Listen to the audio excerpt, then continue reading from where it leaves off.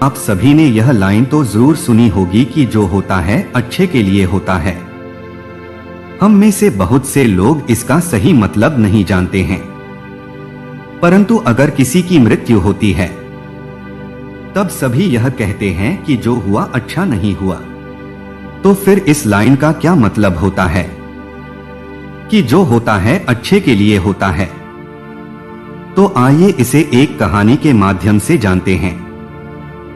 ये कहानी है दो ऐसे गांव की जहां की खुशहाली और समृद्धि हमेशा बनी रहती थी।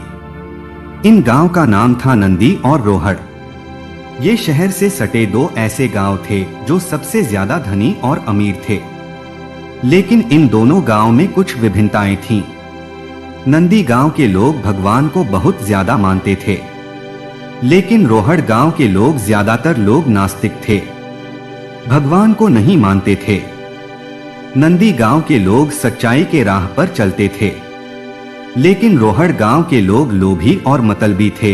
एक बार की बात है, दोनों गांव में महामारी आती है, जिसकी वजह से नंदी गांव की सीमाओं को सुरक्षा देने वाले सारे कुत्ते मर जाते हैं।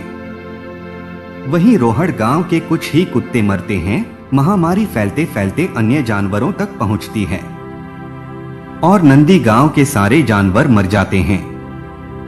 वहीं रोहड़ गांव में इसका इतना ज्यादा प्रभाव नहीं पड़ता।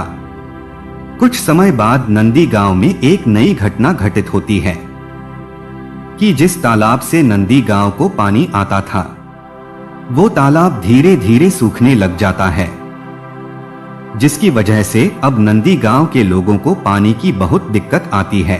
तालाब सूखने से सारे हरे भरे खेतों में सूखा पड़ने लग जाता है, सारे पेड़ पौधे मुरझाने लग जाते हैं। तब नंदी गांव के लोग निर्णय करते हैं कि अब वे जाके रोहड़ गांव के लोगों से मदद मांगेंगे। परंतु रोहड़ गांव के लोग लोभी और लालची होते हैं। उनके पास सब कुछ होने के बावजूद भी वे नंदी गांव के लोगों की मदद नहीं करते। अब नंदी गांव के लोग हर जगह से फंस चुके होते हैं। उनके पास ना जानवर होते हैं, ना खेतों में हरियाली और ना गांव को सुरक्षा देने वाले कुत्ते। तो वह अपनी किस्मत को कोसते हैं, भगवान से कहते हैं कि भगवान ने उनके साथ बहुत बुरा किया। तो वो सभी भगवान के सहारे गांव से हट के मंदिरों में रहना शुरू कर देते हैं। एक रात बहुत सारे चोर और डाकू नंदी गांव में प्रवेश करते हैं। तो जब वो लुटेरे गांव में प्रवेश कर रहे होते हैं, तो वो देखते हैं कि गांव की सीमा को सुरक्षा की कोई व्यवस्था ही नहीं है। यहाँ न कोई जानवर नहीं है, न गांव में हरियाली है, अर्थात इस गांव में कोई नहीं रहता। ये सोचकर लुटेरे आगे बढ़ जाते हैं।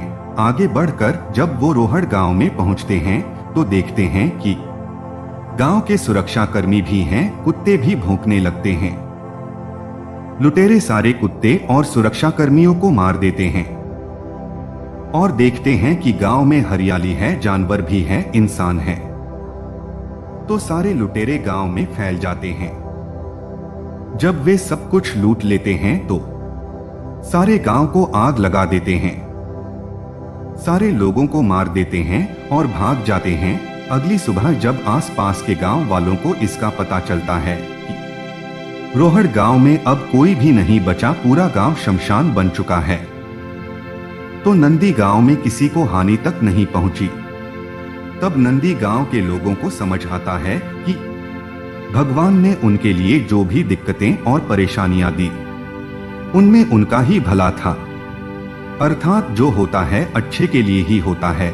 इस कहानी से हमें यह सीखने को मिलता है कि हमारे जीवन में जो भी अच्छी या बुरी घटनाएं होती हैं, उनके पीछे भगवान ने आपके लिए कुछ बेहतरीन और बड़ा सोचा होता है।